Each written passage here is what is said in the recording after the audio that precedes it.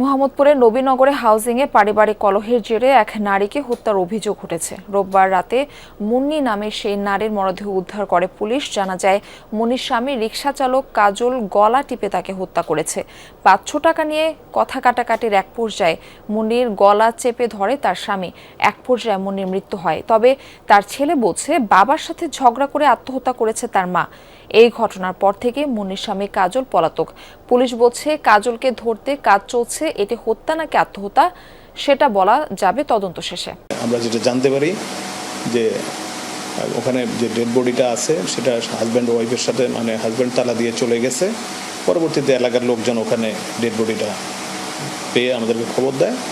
ওখানে আমরা যাই যে আইনগত প্রক্রিয়ার আসলে সুরতল করে আমরা সুরতল করেছি। এখন এইটা লাশের যেখানে গলার মধ্যে একটা দাগ আছে, এখন এটা কি হত্যা না আত্মহত্যা এটা আমরা পোস্টমর্টম করলে আমরা বুঝতে পারবো।